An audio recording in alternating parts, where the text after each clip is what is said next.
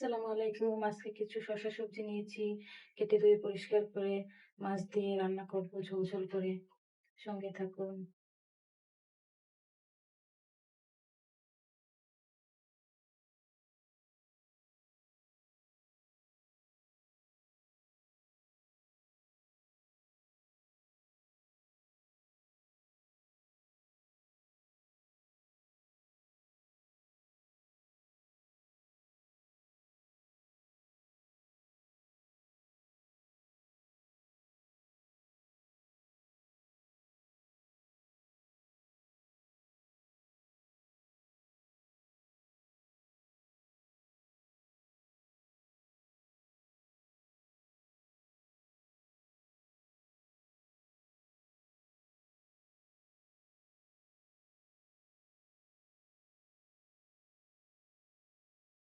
রান্নাটা হয়ে এসেছে।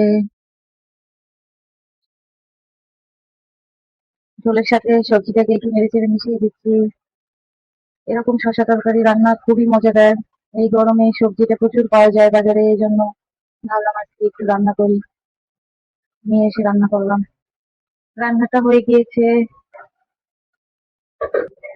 আল্লাহ হাফেজ।